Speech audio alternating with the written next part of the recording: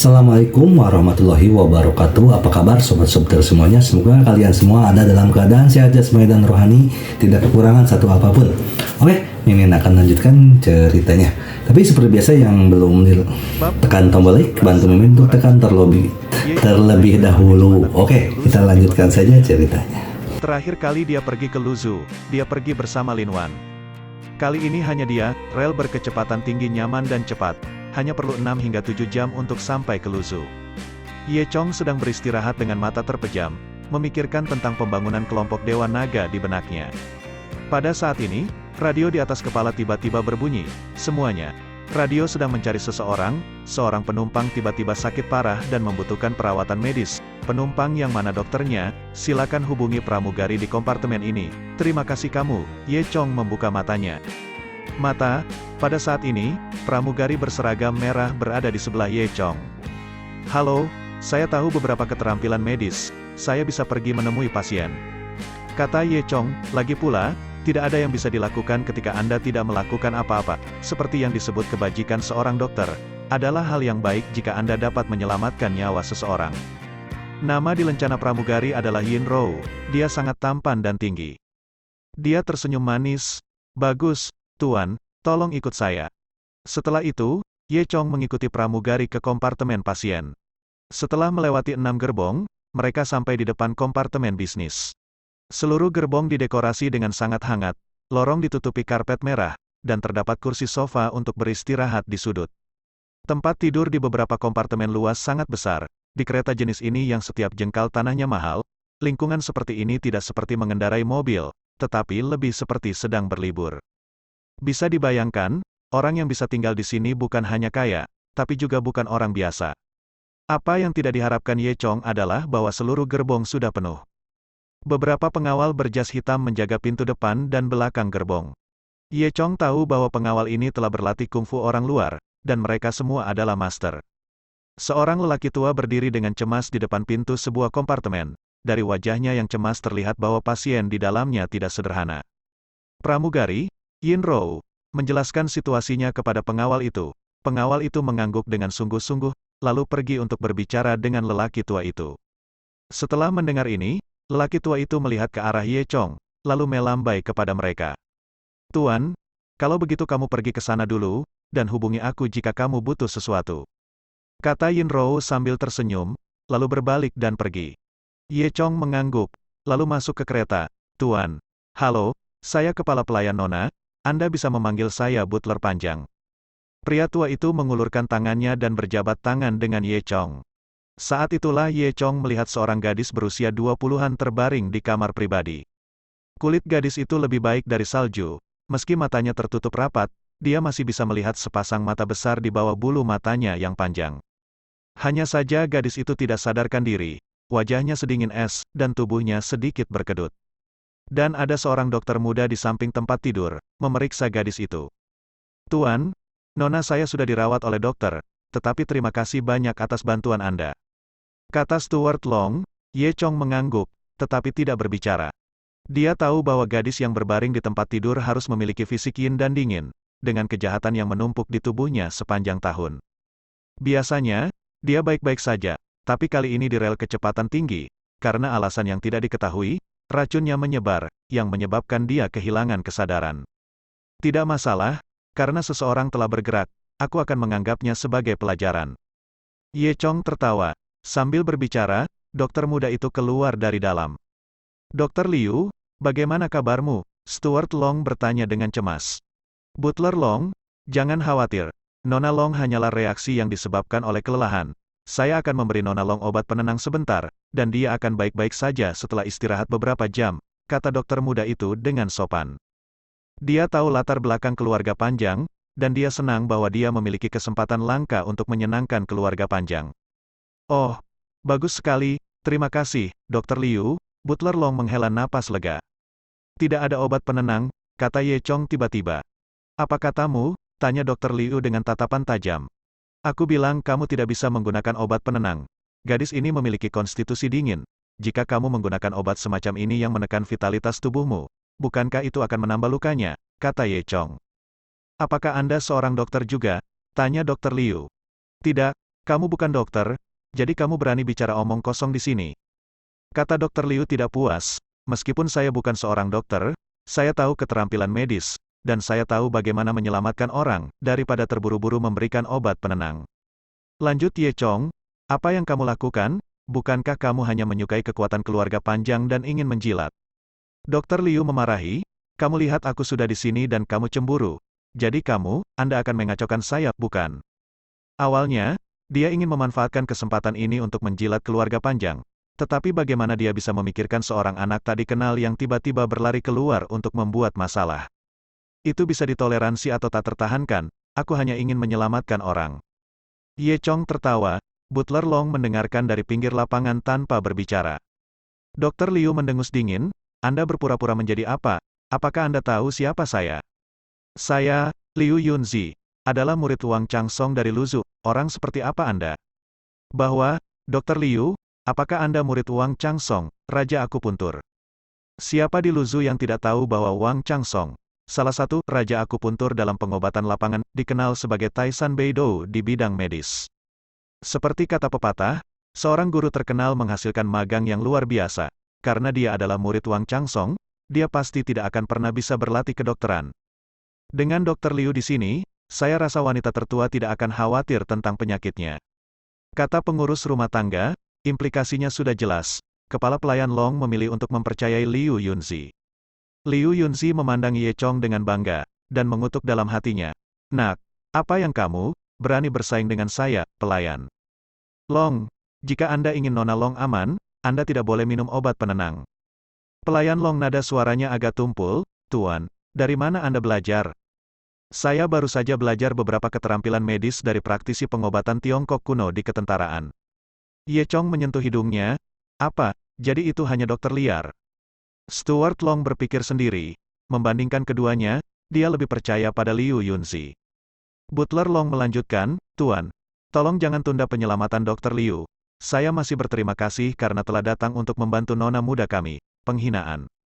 Dalam kata-katanya melampaui kata-kata, dia mengeluarkan segepok uang dan mengulurkannya di depan Ye Chong. Tuan, ini dianggap terima kasih dari keluarga panjang, tolong kembalikan. Liu Yunzi mencibir ke samping. Ambil, ini banyak, apakah kamu masih menginginkan sepeda? Ye Chong mengangkat bahu. Karena dia tidak percaya padanya. Dia tidak perlu tinggal di sini, aku tidak datang untuk menyelamatkan orang demi uang. Aku tidak suka sedikit uangmu. Setelah berbicara, Ye Chong berbalik dan pergi. Butler Long memandang Ye Chong dengan aneh. Bah, apa-apaan ini? Kamu sangat pandai berpura-pura.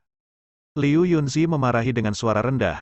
Butler Long menyimpan uangnya. Dr. Liu, tolong minum obat penenangnya dengan cepat. Liu Yunzi tersenyum. Jangan khawatir, saya akan mengambil. Suntikan ini untuk memastikan Nona Long baik-baik saja. Jika Nona Long bangun, seandainya dia berterima kasih pada dirinya sendiri dan membuat janji dengan tubuhnya atau sesuatu, maka dia tidak perlu mengkhawatirkannya selama sisa hidupnya. Memikirkan hal ini, Liu Yunzi meluruskan kerah bajunya, lalu mengeluarkan obat penenang dari tasnya.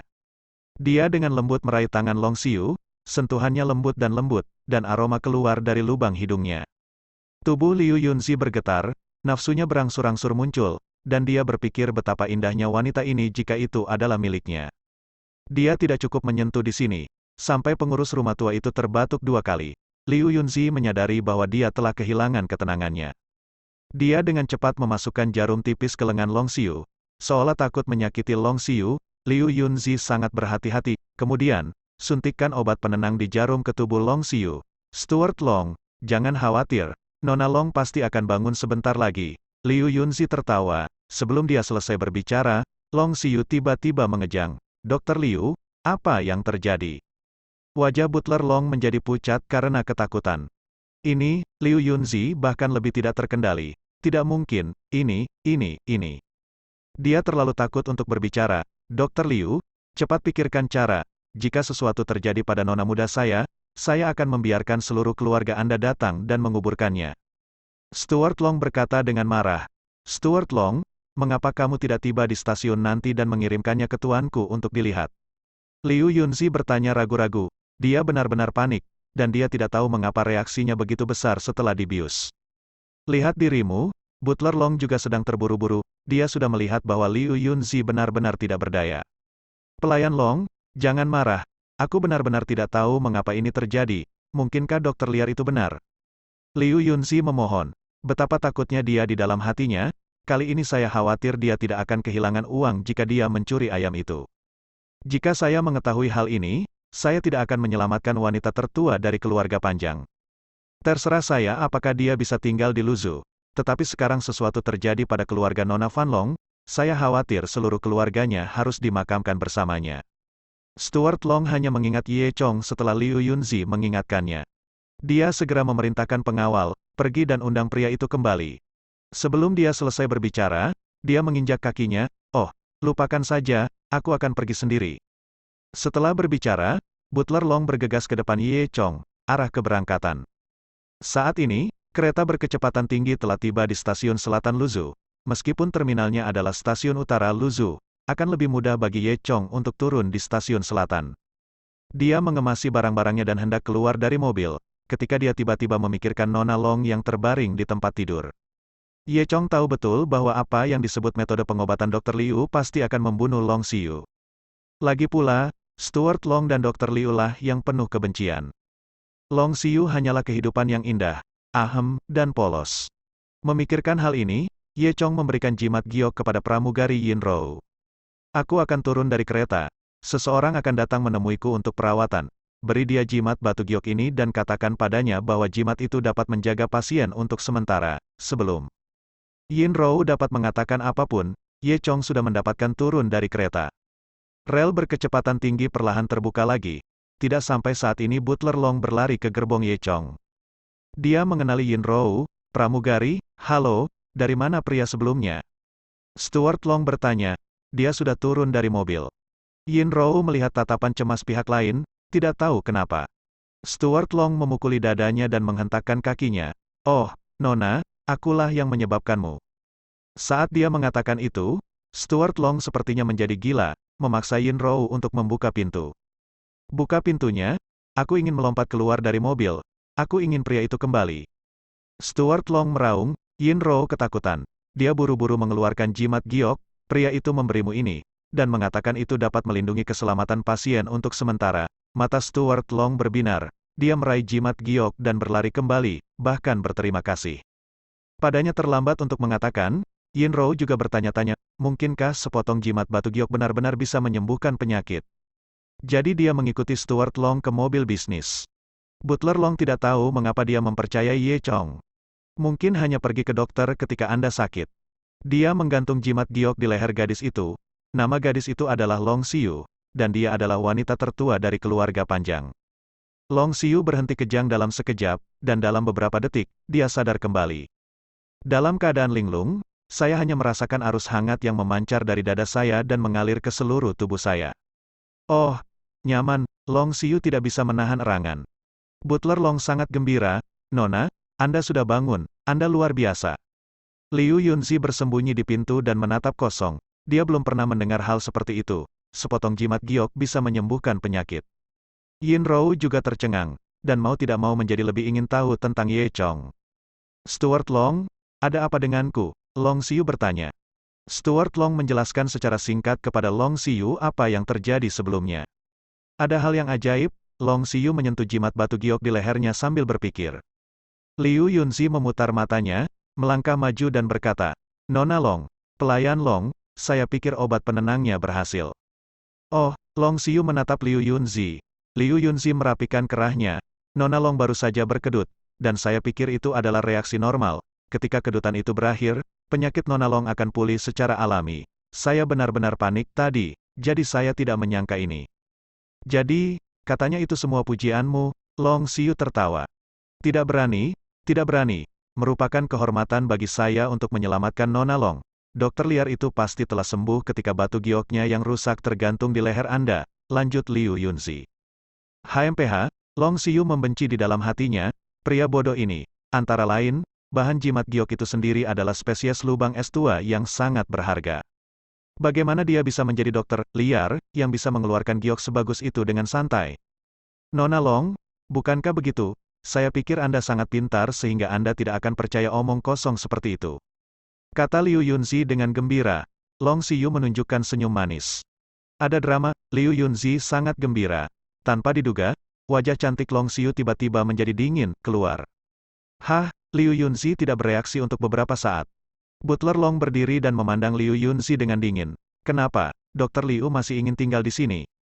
Jangan berani, Liu Yunzi menangis dan lari dengan tergesa-gesa. Stuart Long, kamu harus memeriksa latar belakang orang itu ketika kamu kembali. Long Xiu memikirkannya, Nona, jangan khawatir. Butler Long berkata dengan hormat, Luzhu adalah kota terbesar kedua di Provinsi Jiangdong, dibagi menjadi 7 distrik dan 12 kabupaten. Distrik Nancheng, tempat Ye Chong sekarang, dianggap sebagai distrik termiskin di Luzhu, tetapi lebih berkembang daripada pusat kota-kota Beijing. Begitu Ye Chong berjalan keluar dari stasiun kereta berkecepatan tinggi, dia melihat seorang pria jangkung kurus, berusia sekitar 30 tahun, tersenyum pada dirinya sendiri sambil memegang tanda besar. Tanda besar itu berbunyi, Tuan Ye. Pria ini adalah sekretaris Tian Lei, Wang Wei. Masuk akal bahwa Wang Wei lebih tua dari Ye Chong, dan Wang Wei juga seorang dokter kedokteran, sangat berbakat. Namun, sejak dia melihat Ye Chong menyelamatkan Tian Lei dengan keterampilan medisnya, dia benar-benar meyakinkan pemuda itu. Ye Chong berjalan menuju Wang Wei. Adik laki-laki, apakah kamu ingin tinggal di toko? Kami memiliki semua jenis layanan di toko kami. Seorang bibi yang memegang papan iklan kecil datang. Ini telah menjadi ciri khas stasiun kereta api selatan Luzhu. Ye Chong tiba-tiba ingat bahwa ketika dia dan Lin Wan datang terakhir kali, seseorang bertanya apakah mereka bisa tinggal di hotel. Secara alami, mereka tidak akan tinggal di sini, dan akhirnya memiliki olong besar, dan tinggal di Hotel Li Jing yang lingkungannya sangat buruk, dan mereka berdua masih tinggal di kamar yang sama. Memikirkan sosok memikat Lin Wan malam itu, senyum muncul di wajah Ye Chong. Bibi mengira Ye Chong mengalami delusi ketika dia mendengar kata-kata semua layanan tersedia. Dia dengan cepat berkata, jangan khawatir, adik kecil, kami akan memuaskanmu. Kemudian, bibi itu meraih tangan Ye Chong. Siap. Untuk seret dia ke hotel kecil, Ye Chong buru-buru memisahkan diri. Ya, aku tidak tinggal di toko. Oh, nak, jangan bohong pada bibimu, senyummu tadi sudah mengkhianatimu. Kata bibi itu, dia memberi Ye Chong pandangan, aku mengerti segalanya, dan ingin menyeret Ye Chong pergi lagi. Ye Chong sangat ketakutan sehingga dia segera melarikan diri. Wang Wei tersenyum, saya tidak berharap Tuan Ye menjadi begitu populer di kalangan wanita parubaya dan lanjut usia. Ye Chong menggaruk kepalanya, bukannya keramahan Luzhu Anda lebih antusias. Wang Wei tertawa 2 kali, dan lalu berkata, Tuan Ye, apakah Anda sudah bekerja keras selama ini? Ayo masuk ke mobil, pelelangan akan dimulai dalam 1 jam. Kata Wang Wei mengemudi dan membawa Ye Chong ke tempat pelelangan. Mobil menuju ke selatan sepanjang jalan, dan setelah berkendara selama sekitar 40 menit, tiba di zona pengembangan selatan Luzhu, pusat pameran Hongbo. Dari kejauhan, Anda bisa melihat bangunan utama pusat pameran berwarna merah, berdiri tegak di atas lapangan besar. Bangunannya dibuat berbentuk persegi, berbeda dengan bangunan pada umumnya di kota, dan memiliki corak yang unik. Beberapa pameran terkenal sering diadakan di sini, sehingga arus orang sangat banyak. Mobil Ye Chong memasuki kompleks melalui lorong khusus, dan beberapa rute direncanakan di halaman dengan bendera berwarna-warni. Nama pameran tertulis di bendera warna-warni, ada Simposium Obat Khusus Rheumatoid Arthritis, Simposium Pengembangan Bidang Mikroelektronika Internasional, Wedding Expo, pameran komoditas impor dan sebagainya. Di antara mereka, yang paling mencolok adalah bendera berwarna dari lelang obat langka yang akan Ye Chong dan yang lainnya pergi ke tempat parkir di sepanjang rute yang ditunjukkan oleh bendera berwarna. Hanya ada beberapa ruang kosong yang tersisa di tempat parkir yang luas di pintu masuk tempat parkir. Seorang pria berseragam sedang menginstruksikan Wang Wei untuk mengemudikan mobil ke lokasi yang telah ditentukan. Butuh 10 menit hanya untuk parkir, Wang Wei memarkir mobilnya, dan keduanya keluar dari mobil. Tuan Ye, silakan lewat sini, Wang Wei tersenyum dan memimpin jalan. Setelah berjalan di halaman selama 10 menit, saya akhirnya sampai di gedung utama berwarna merah yang saya lihat sebelumnya. Mereka masuk melalui gerbang utara dan sampai ke lantai 2, dan yang mereka lihat adalah aula besar yang luas dan cerah. Ada banyak loket di kedua sisi aula, yang memajang dan menjual berbagai bahan obat. Banyak pedagang, wira swasta, dan orang-orang bijaksana lainnya akan memanfaatkan pelelangan untuk menjual obat-obatan yang telah mereka kumpulkan. Karena lelang biasanya mengumpulkan banyak orang, dan orang yang datang kaya atau mahal, ini benar-benar peluang bagus untuk berbisnis. Aula ramai dengan orang-orang yang datang dan pergi, menciptakan pemandangan yang hidup. Tuan Ye, Profesor Tian dan salah satu temannya ada di kamar pribadi. Bisakah kita pergi sekarang? Wang Wei menyapa.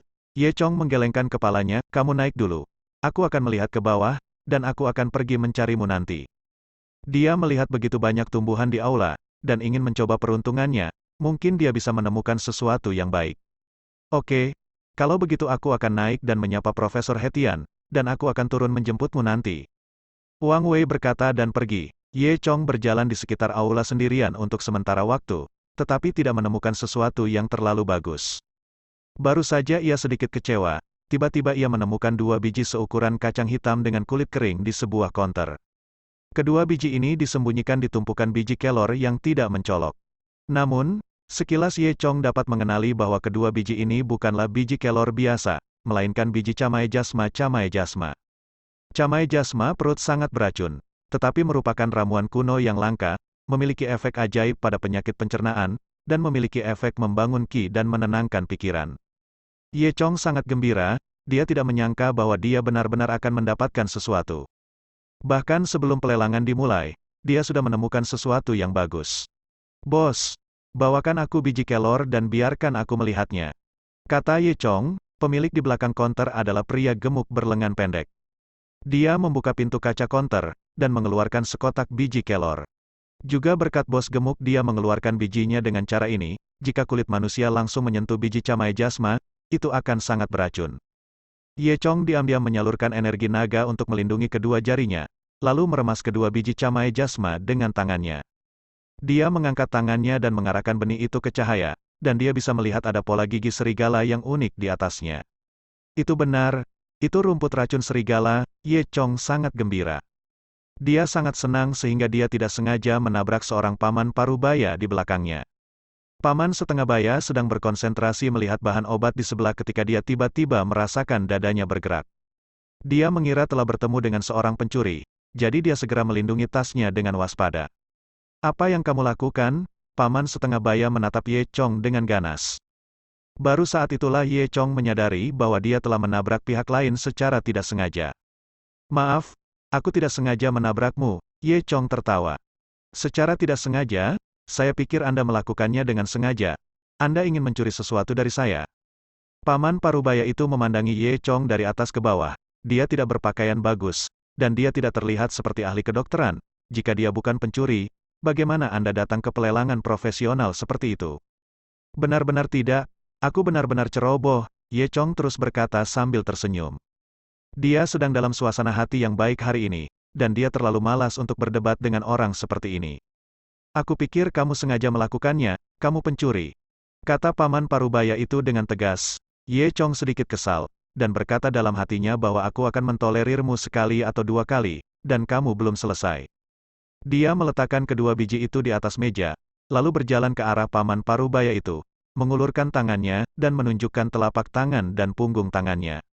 Lihat dengan jelas, aku tidak mencuri apapun darimu. Kata Ye Chong, hehe, tentu saja kamu tidak memilikinya di tanganmu, karena kamu ditemukan olehku, dengan pakaianmu seperti ini, apa kamu bukan pencuri? Paman parubaya itu mencibir. Apa yang salah dengan apa yang saya kenakan? Saya nyaman dengan pakaian ini, dan saya bersedia. Itu bukan urusanmu, aku bahkan tidak percaya. Paman parubaya itu berkata dengan nada menghina. Nyatanya, pakaian Ye Chong sama sekali tidak compang camping, meski agak tua, tapi pas dan sudah dicuci sangat bersih. Hanya saja di mata paman parubaya, selama tidak memakai jas dan sepatu kulit, itu sombong, dan selama tidak memakai lebih dari 1000 keping, berarti miskin dan compang camping. Ye Chong mencibir, benar saja, bahkan orang bodoh pun tidak akan mempercayainya. Paman parubaya itu meniup janggutnya dan menatap dengan marah, akan meledak. Saat ini, seorang pemuda datang dari tidak jauh. Itu tidak lain adalah Qin Yuhu. Hei, Ye Chong, bagaimana kamu bisa sampai ke titik ini dan ingin mencuri uang di sini? Qin Yuhu tertawa. Sambil berbicara, dia berjalan ke konter bos gendut dan mengambil 2 biji camai jasma yang baru saja dimainkan oleh Ye Chong. Dia juga mengikuti teladan Ye Chong dan melihat ke bawah cahaya. Benar-benar hal yang bagus, meskipun Qin Yuhu tidak tahu apa itu, tapi melihat garis-garis di atasnya, dia tahu itu pasti bukan sesuatu yang biasa. Ini sangat berisiko, Ye Chong hampir membelinya. Qin Yuhu berpikir sendiri, memikirkan hal ini, dia mengeluarkan 50.000 yuan dan melemparkannya ke atas meja. Bos, aku membeli keduanya, kata Qin Yuhu. Bos gendut itu tidak bisa menutup mulutnya dengan gembira, dan buru-buru mengangguk. Sekotak biji kelor miliknya tidak dapat dijual seharga 10.000 yuan, dan sekarang pihak lain membayar 50.000 yuan, dan hanya mengambil 2. Dia belum pernah menemukan bisnis seperti itu dalam hidupnya. Qin Yuhu meremas kedua biji itu dan berkata dengan marah, "Mengapa, kamu juga ingin membeli 2 biji ini?" Bertanya dengan sadar, faktanya, Qin Yuhu baru saja diam-diam menonton Ye Chong, dan dia menemukan bahwa Ye Chong ingin membeli 2 benih ini. Jika itu bukan masalah sampingan, Ye Chong akan membeli benih itu. Melihat bahwa Qin Yuhu merampok barang-barangnya, Ye Chong tidak marah sama sekali. "Qin Yuhu, saya menyarankan Anda untuk memberi saya apa yang Anda miliki. Jika tidak, Anda akan mati dengan menyedihkan." Kulitnya langsung menyentuh bijinya, dan itu telah diracuni, tetapi itu belum terjadi. Kenapa, mencurinya bukannya mencurinya? Qin Yuhu mencibir. Dia menganggap kata-kata Ye Chong sebagai ancaman sederhana. Needle Ye Chong mengangkat bahu. "Karena kamu tidak percaya padaku, mari kita bertemu di pelelangan." Qin Yuhu mengangkat alisnya. "Oke, tapi kamu harus menyelesaikan masalah di depanmu terlebih dahulu." Saat dia berkata, Qin Yuhu melihat saya melihat ke arah paman setengah baya. "Iya, kamu pencuri, kurasa aku tidak akan memanggil polisi untuk menangkapmu hari ini." Melihat seseorang mendukungnya, paman parubaya itu menjadi semakin sembrono dan ingin memperburuk keadaan. Pada saat ini, Tian Lei dan Wang Wei berjalan mendekat. Di samping Tian Lei ada lelaki tua lain, seusia dengan Tian Lei, dengan rambut beruban, orang tua adalah Wang Changsong. "Apa yang terjadi?" Tian Lei berjalan mendekat. Profesor Tian, Dr. Wang, ini kamu." Paman parubaya itu sangat bersemangat sehingga dia tidak bisa berbicara ketika melihat kedua orang ini. Siapa di kalangan medis Luzhu yang tidak mengenal kedua orang ini? Ini adalah Taisan Beidou di bidang medis, juga dikenal sebagai Tian Yao Wang Zhen. Farmakologi Tian Lei, akupuntur Wang Changsong, keduanya adalah sarana untuk menghidupkan kembali orang mati. Paman parubaya tidak menyangka bahwa masalah sekecil itu akan membuat kedua pria besar ini khawatir. "Dua ahli, tidak ada yang serius. Hanya saja saya bertemu dengan seorang pencuri dan saya akan memanggil polisi." Paman parubaya itu menunjuk ke arah Ye Chong. Tian Lei mengerutkan kening. Sebaliknya, Wang Changsong, yang berada di sebelahnya, bertanya, "Bagaimana Anda tahu dia seorang pencuri?" "Dr. Wang, lihat pakaian jelek yang dikenakan anak ini, dia datang ke tempat seperti ini. Jika dia tidak mencuri, apakah dia berpartisipasi dalam pelelangan?" Kata paman setengah baya. Sombong, Wang Wei memarahi. Paman setengah baya terkejut, meskipun dia tidak mengenal Wang Wei. Bagaimanapun, Wang Wei datang ke sini bersama Tian Lei dan Wang Changsong, jadi dia pasti memiliki status yang tidak biasa. "Tuan Ye, saya minta maaf telah berbuat salah pada Anda." Tian Lei memelototi paman parubaya itu, dan kemudian dengan cepat meminta maaf kepada Ye Chong. Ye Chong melambaikan tangannya, "Bagaimana Anda bisa menyalahkan Profesor Tian?" Wang Changsong bertanya dari samping, "Tian Lei, apakah ini dokter ajaib yang Anda ceritakan kepada Ye Chong?" Wang Changsong memuji Ye Chong, yang membuat Wang Changsong sangat penasaran. Akibatnya, ketika mereka bertemu, mereka menemukan bahwa pihak lain hanyalah anak nakal. Ini membuat Wang Changsong merasa sedikit kecewa. Tian Lei mengangguk. "Dia menyelamatkanmu?" Wang Changsong bertanya lagi. "Itu benar, berdasarkan cara Tuan Ye menyelamatkan saya dapat yakin bahwa penelitian Tuan Ye tentang patologi dan farmakologi tidak lebih buruk dari penelitian saya." Kata Tian Lei. Wang Changsong merasa bahwa Tian Lei melebih-lebihkan, tetapi dia tidak mengatakan apa-apa, hanya mengangguk pada Ye Chong. Ye Chong bisa merasakan penghinaan Wang Changsong untuknya, tapi dia tidak peduli. Tian Lei memandang paman parubaya dengan dingin. "Tuan Ye adalah tamu terhormat yang saya undang. Katakan dengan jelas, mengapa dia pencuri?" "Bukti apa yang Anda miliki?" Paman parubaya itu ketakutan untuk waktu yang lama. Waktu orang mungkin berpikir bahwa Ye Chong, anak yang tampak biasa, memiliki hubungan yang tidak biasa dengan Tian Lei. Aku, dia tersendat dan tidak bisa berbicara. "Jika kamu tidak mengatakan yang sebenarnya hari ini, aku, Tian Lei, tidak akan pernah membiarkanmu pergi." Tian Lei berkata dengan dingin.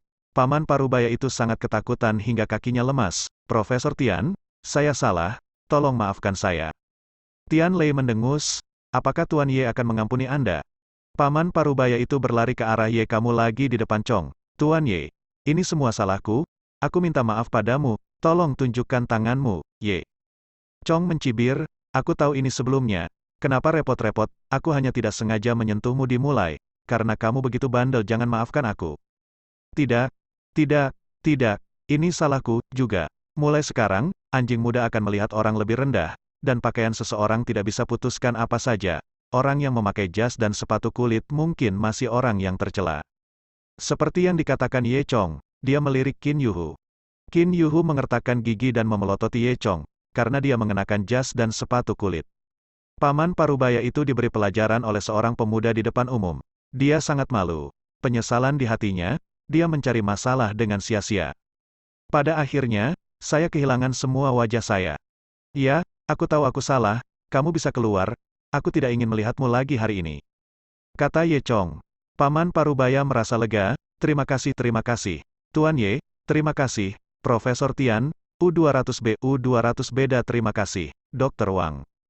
Setelah berbicara, Paman Parubaya itu lari dengan wajah penuh malu. Qin Yuhu menyipitkan matanya ke samping. Meskipun dia bukan dari Luzhu, dia telah mendengar tentang reputasi Tiannya Wang Zhen.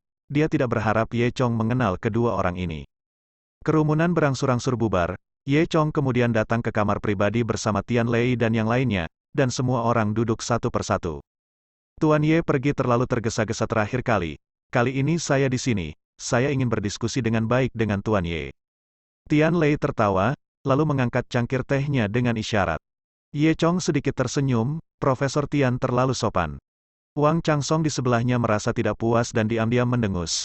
Dia merasa bahwa Tian Lei benar-benar membuat keributan karena sarang tikus mondok. Pria muda seperti itu, bahkan jika dia mampu, seberapa kuat dia. Namun, karena kasih sayang Tian Lei, Wang Changsong tidak mengungkapkan ketidakpuasannya. Setelah beberapa saat, pelelangan dimulai. Seorang presenter berjas hitam berjalan ke atas panggung dengan mikrofon.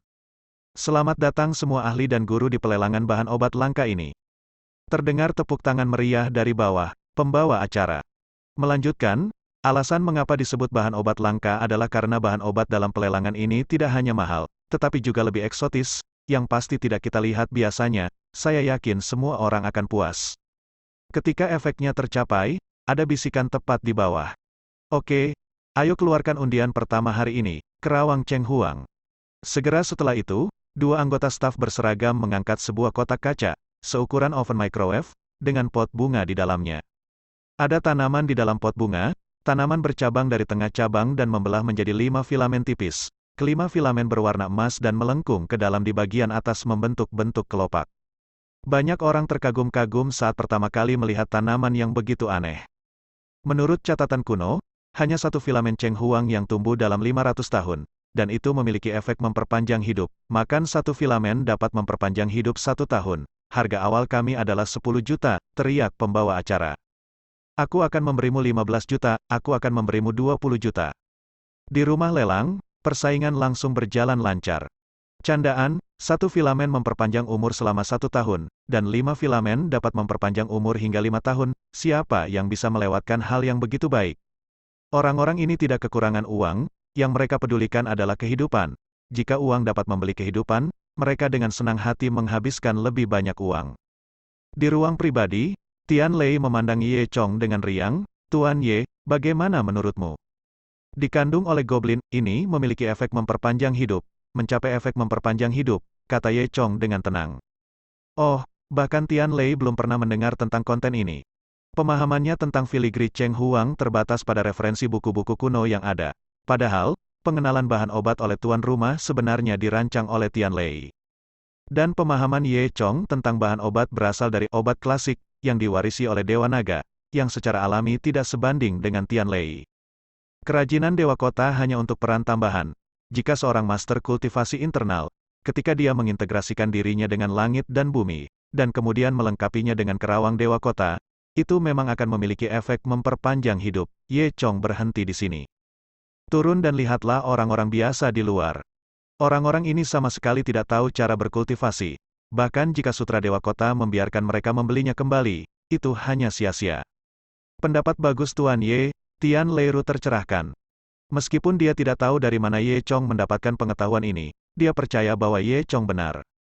Wang Changsong di sebelahnya tidak berpikir demikian, dia bersenandung dan menepisnya. Sekretaris Wang, beri aku 30 juta yuan, kata Ye Chong. Wang Wei mengangguk, lalu menekan penawar ke dalam kotak, dan memasukkan 30 juta. Moderator ada di luar sana melihat umpan balik segera. Para tamu di kamar pribadi nomor 1 menawar 30 juta. Harganya tidak rendah ketika mencapai 30 juta, cukup untuk mematahkan semangat kebanyakan orang, dan adegan penawaran panas saja sekarang menjadi tenang. Semua orang saling memandang dengan cemas, dan tidak ada yang mengajukan penawaran untuk sementara waktu. Tuan Ye, sepertinya sutra Dewa Kota ini milik Anda. Tian Lei mengambil cangkir teh, selamat sebelumnya.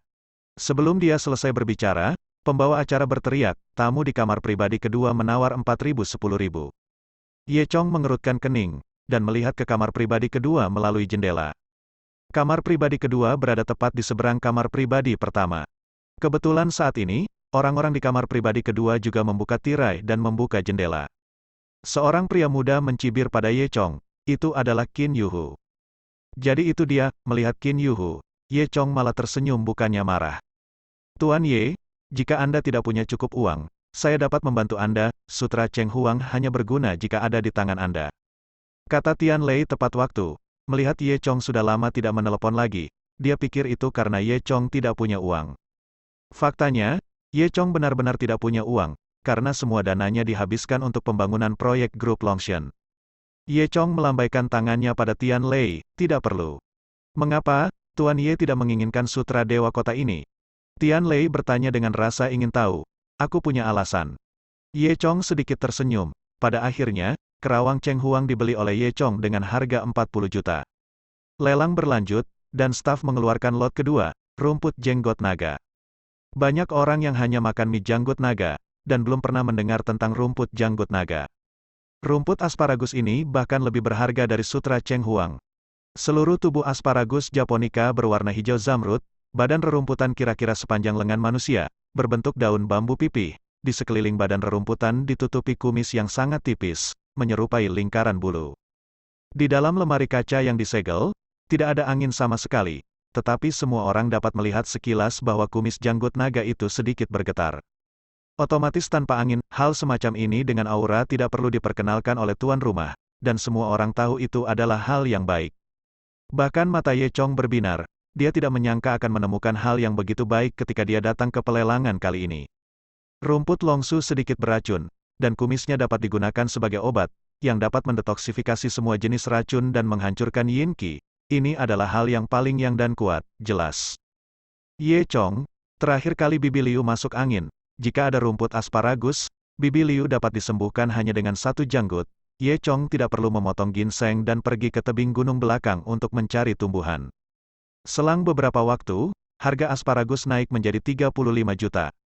40 juta, Ye Chong menawar. 45 juta. Qin Yuhu menaikkan harganya lagi, meskipun dia tidak tahu efek magis dari rumput asparagus. Selama dia melihat Ye Chong meminta harga, dia akan mengikutinya. Ini bukan karena dia ingin membalas dendam pada Ye Chong, tetapi lebih karena dia tahu bahwa Ye Chong lebih unggul dalam pengobatan. Sama seperti kedua biji itu, jika bukan karena Ye Chong, mereka mungkin telah dicampur dengan biji kelor dan dijual. Jadi Qin Yuhu sangat yakin bahwa mengikuti penunjukan harga awal Ye Chong adalah hal yang benar. Ye Chong tidak menawar lagi, dan rumput jenggot naga akhirnya diakuisisi oleh Qin Yuhu dengan harga 45 juta. Qin Yuhu tersenyum bangga pada Ye Chong di dekat jendela. Ye Chong mengangkat bahu, tampak acuh tak acuh. Lot berikutnya adalah bibit teh Nanmu bintang 7.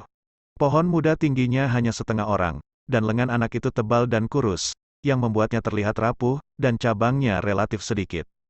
Tapi begitu diangkat, semua orang bisa mencium aroma yang tak terlukiskan, dan bahkan pikiran mereka disegarkan. Saya percaya semua orang tahu nilai teh Kixing Nanmu. Hasil tahunan dunia hanya 500 gram, dan bahkan ibu kota banyak negara tidak dapat merasakan rasa teh ini. Ini sangat berharga. Semua orang harus tahu apa pohon teh ini menghasilkan bukan teh, tapi emas. Pembawa acara dengan penuh semangat membangkitkan emosi semua orang. Harga awal 30 juta, meski tuan rumah bekerja sangat keras, tidak ada yang menawar. Pohon teh Nanmu bintang 7 hanya bisa matang dalam 80 tahun, Bahkan jika pohon kecil ini dibeli kembali, setidaknya butuh 70 tahun untuk melihat manfaatnya. 70 tahun kemudian, itu adalah kekayaan yang tersisa untuk generasi mendatang.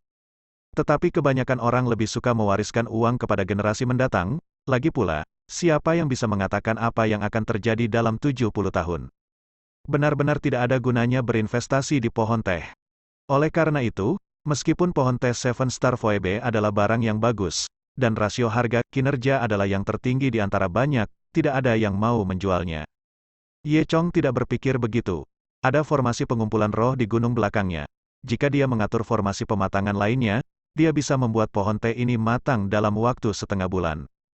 Teh Nanmu Bintang 7 bukan hanya produk teh yang berharga, tetapi juga bahan obat yang langka.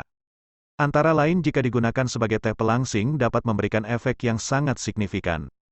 Aku akan menawarkan 30 juta, Ye Chong menawar. Ada gerakan langsung dari Qin Yuhu, 35 juta. Ye Chong tersenyum dan berhenti menawar. Pada akhirnya, pohon teh Seven Star Phoebe dibeli oleh Qin Yuhu. Tuan Ye, apa yang kamu suka lain kali, biarkan aku menawar untukmu.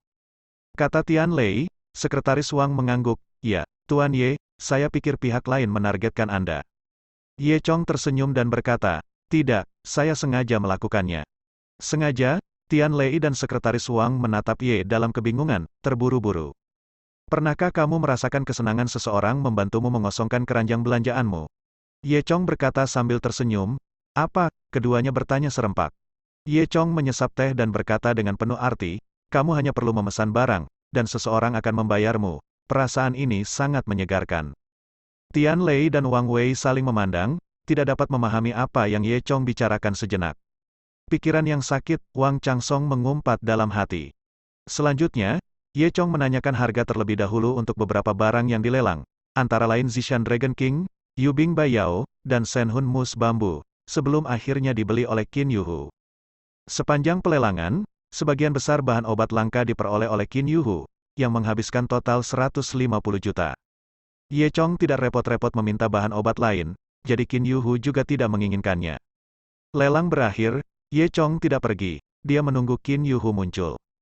Benar saja, Qin Yuhu masuk ke kamar pribadi Ye Chong dengan penuh kemenangan, dan dua pengawal mengikuti di belakangnya, memegang berbagai bahan obat yang telah dia peroleh sebelumnya.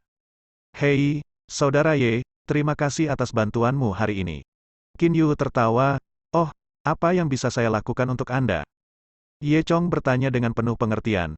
Qin Yuhu melanjutkan, sejujurnya, saya, Qin Yuhu, tidak tahu banyak tentang keahlian bahan obat, tetapi saya tahu bahwa Saudara Ye adalah seorang ahli, jadi selama Anda ingin membeli sesuatu, saya akan membayar lebih tinggi harga untuk membelinya, sama sekali tidak ada yang salah dengan itu. Ketika dia mengatakan ini, dia jelas ingin membuat marah Ye Chong. Bahkan Tian Lei dan Wang Wei di sebelahnya sudah merasa dirugikan, tapi Ye Chong tidak marah sama sekali. Dia melihat waktu, seharusnya sudah waktunya. Jam berapa? Biksu Qin Yuhu Zanger bingung, tidak tahu mengapa Ye Chong mengatakan kalimat seperti itu. Mungkinkah Ye Chong telah dibodohi oleh amarah? Qin Yuhu bertanya-tanya, ketika dia tiba-tiba merasakan sakit yang tajam di jari-jarinya. Aduh, dia mengangkat jarinya dan melihat beberapa bintik ungu di atasnya. Segera setelah itu, dia merasa kesulitan bernapas dan tubuhnya gemetaran. Hei, apa yang terjadi di sini? Qin Yuhu menjadi pucat karena terkejut. Ye Chong, apakah ini salahmu? Bersambung.